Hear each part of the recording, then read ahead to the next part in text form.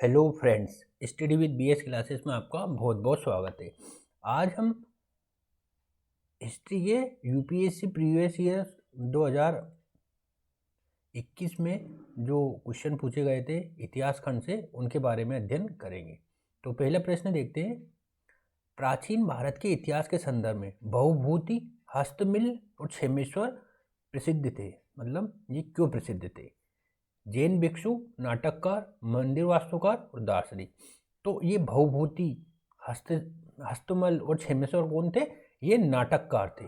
ठीक है, ये जो अंडरलाइन किया हुआ है ये करेक्ट आंसर है। यूपीएससी के आंसर की से मैंने लिए, तो इसका आंसर हो जाएगा नाटककार।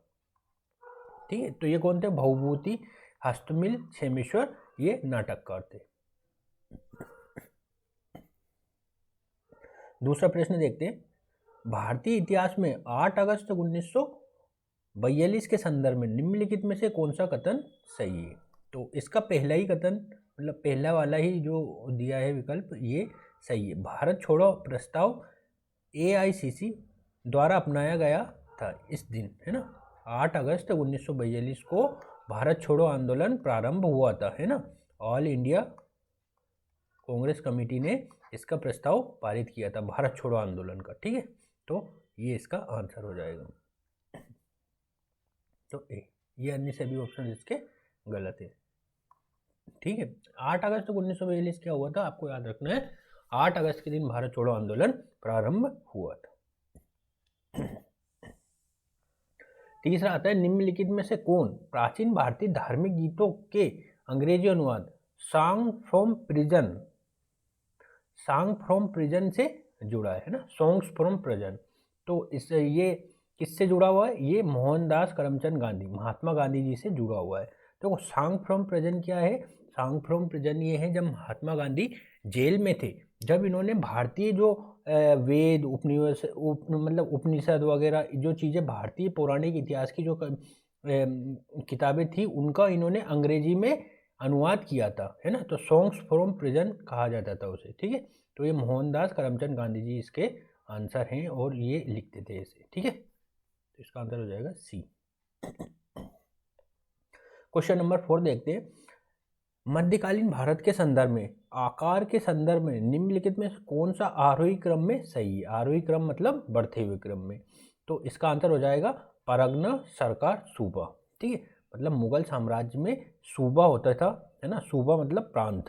ठीक है, एक सूबा होता था, इसे सूबा मान लीजिए कि ये सूबा है ना, सूबा।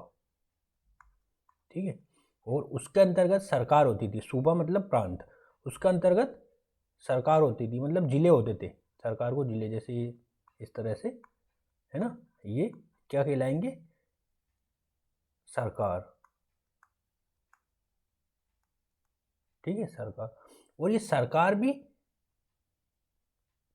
वो छोटे में डिवाइड रहते थे, इसे परगना बोलते थे, है ना। जैसे ये 1 2 3 4 5, ये छोटे छोटे खंडों में डिवाइड रहते थे, ये क्या कहलाते थे? परगना, है ना। परगना, परगना भी छोटे छोटे उस खंडों में डिवाइड रहते थे जिन्हें गांव बोलते थे। ठीक है, तो इसका सही क्रम क्या हो जाएगा? परगना सबसे छोटा, उसके बाद सरकार और फिर सूबा। परगना को हम तहसील स्तर पे कह सकते हैं, सरकार मतलब जिला स्तर और सूबा मतलब प्रांत स्तर। ठीक है, तो इसका आंसर हो जाएगा ए। निम्नलिखित में से कौन हिंदू महिला स्कूल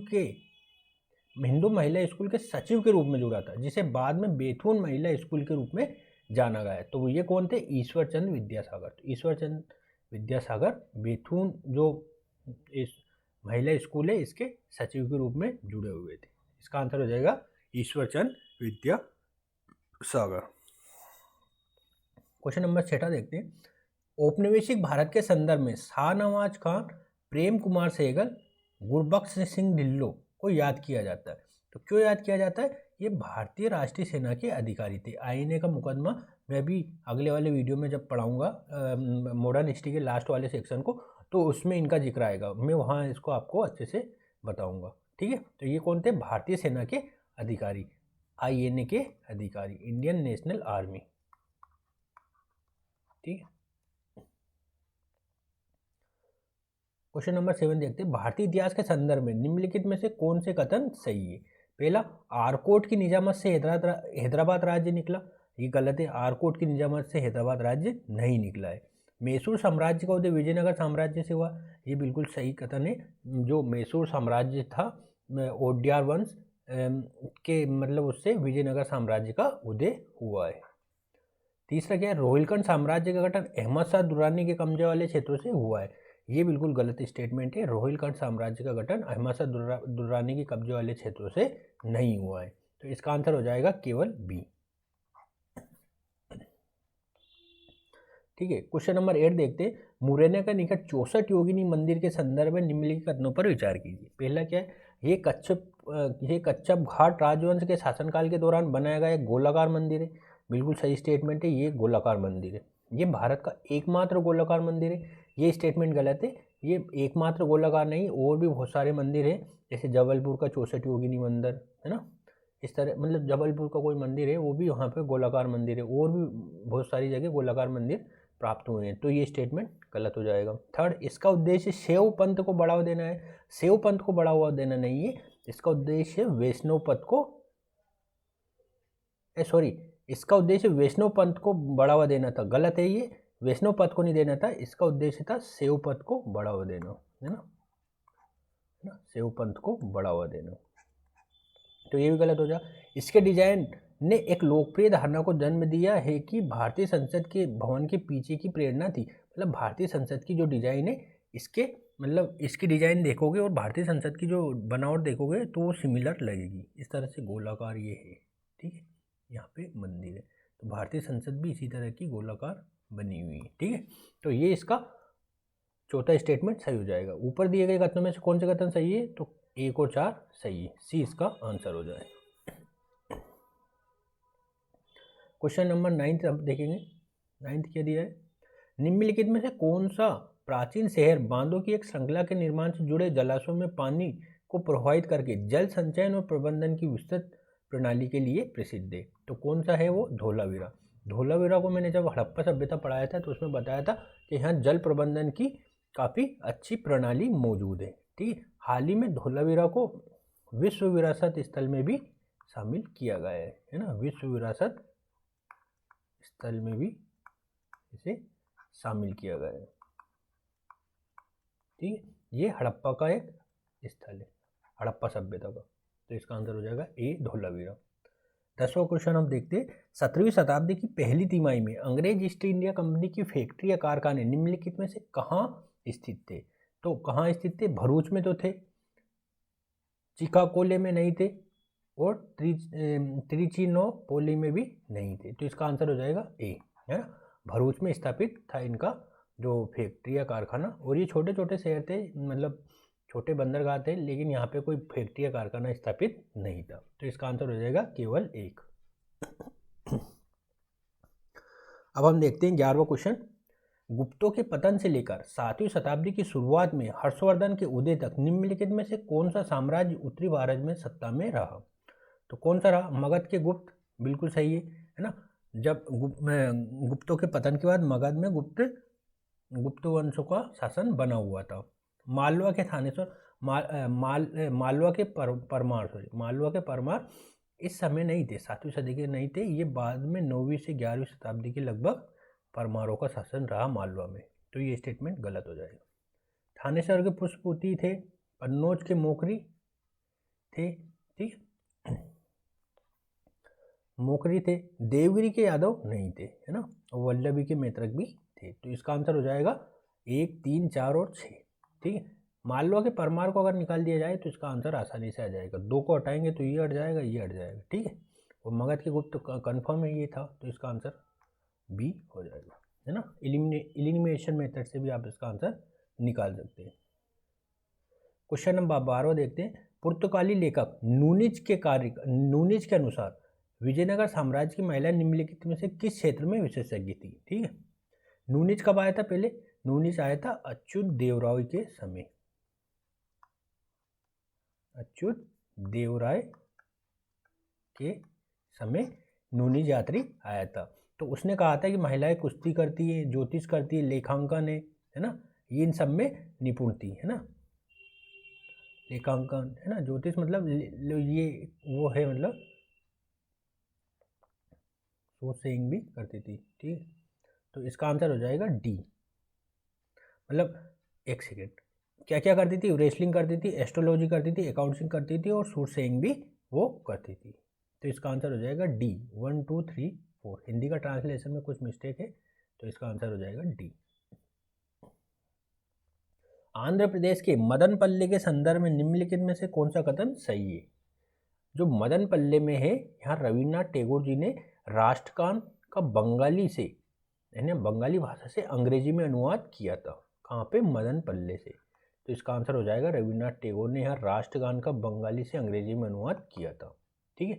मदनपल्ले इसलिए फेमस है, आंध्र प्रदेश के मदनपल्ले में। इसका आंसर हो जाएगा सी। क्वेश्चन नंबर 14 देखते हैं। ऐतिहासिक जगह और किस लिए जाने जाता है, ये देखेंगे। बुर्ज होम, बुर्ज होम कहाँ पे? बुर्ज होम है जम्मू कश्मीर में, JNK में, है ना। और यहाँ पे मतलब वो मिले गर्तावास मिले, है ना। चट्टानों से काट कर गए बनाए गए मंदिर नहीं है, है ना। यहाँ से मतलब वो तलघर जिसे बोलते हैं ना, वो मिले हैं। चंद्रकेतुगढ़ से टेराकोटा कला मिली है। और गणेश्वर जो राजस्थान में, यहाँ तांबे की कलाकृतियाँ पाई गई है ना। तो उपरोक्त युग में से कौन से युग में सुमेलित है? तो कौन कौन से युग में सुमेलित है? इसमें 2 और 3 युग में सुमेलित है। 15वां क्वेश्चन अब हम देखेंगे। निम्नलिखित कथनों पर विचार कीजिए। इल्तुतमिश के शासनकाल के दौरान चंगेज खां भगोड़े ख्वारिज्म राजकुमार का पीछा करते हुए सिंधु नदी तक पहुंचा। ये स्टेटमेंट बिल्कुल सही है। जब मैंने आपको दिल्ली सल्तनत पढ़ाया था तो इसके बारे में बताया था, ठीक है। तो ये स्टेटमेंट सही है।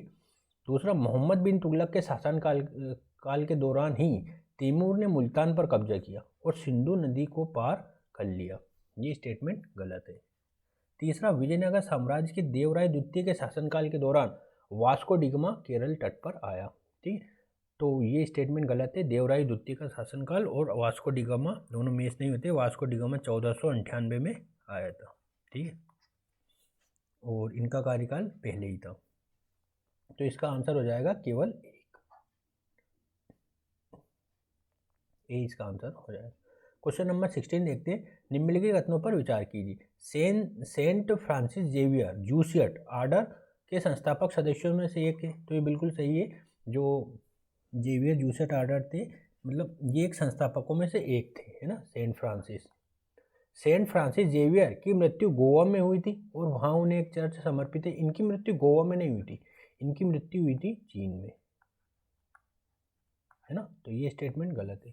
थर्ड, सेंट फ्रांसिस जेवियर का हर साल गोवा में मनाया जाता है। जो पर्व है इनका गोवा में मनाया जाता है। ये बिल्कुल सही स्टेटमेंट है। तो इसका आंसर हो जाएगा केवल एक और 3, है ना। इनका पर्व गोवा में मनाया जाता है, ठीक। क्वेश्चन नंबर 17 अब हम देखते हैं। प्राचीन भारत के इतिहास के संदर्भ में निम्नलिखित में से कौन सा कथन सही है? मिताक्षरा उच्च जातियों के लिए कानून था और दया भाग निचली जातियों के लिए कानून था। ये स्टेटमेंट गलत है। मिताक्षरा और दया भाग सभी जातियों के लिए था, मतलब, है ना। उच्च और नीच का ऐसा, मतलब उच्च और निम्न जातियों का इसमें कोई रोल नहीं था। तो ये स्टेटमेंट इसमें गलत है। दूसरा, मिताक्षरा प्रणाली में पुत्र पिता के जीवन काल के दौरान ही संपत्ति पर अधिकार का दावा कर सकते थे, जबकि दयाभाग प्रणाली में पिता की मृत्यु के बाद ही पुत्र संपत्ति पर अधिकार का दावा कर सकते हैं। तो ये स्टेटमेंट सही है। तीसरा, मिताक्षरा प्रणाली एक परिवार के केवल पुरुष सदस्यों द्वारा रखी गई संपत्ति से संबंधित मामलों से संबंधित है, जबकि दयाभाग प्रणाली एक परिवार के पुरुष और महिला दोनों सदस्यों द्वारा रखी गई संपत्ति से मामलों से संबंधित। तो इसमें ये जो मिताक्षरा प्रणाली में परिवार के केवल पुरुष सदस्यों द्वारा, ऐसा नहीं है, इसमें पुरुष और महिला दोनों सदस्यों के द्वारा है। तो ये स्टेटमेंट गलत हो जाएगा। तो इसका स्टेटमेंट होगा केवल 2, ये दूसरा वाला इसका सही हो जाएगा। मिताक्षरा कहाँ चलती है? मिताक्षरा चलती है असम और पश्चिम बंगाल को छोड़ के पूरे देश में ये चलती है। और जो दया भाग प्रणाली है ये चलती है असम और पश्चिम बंगाल में, ठीक है। तो इसका आंसर हो जाएगा बी, केवल 2। तो ये 17 क्वेश्चन आए थे इतिहास खंड से, है ना, 2021 के एग्ज़ाम में, ठीक है। और अन्य को हम आगे वाले वीडियोस में देखेंगे। तो आज का ये डिस्कशन यहीं पे समाप्त करते हैं। वीडियो देखने के लिए बहुत बहुत धन्यवाद।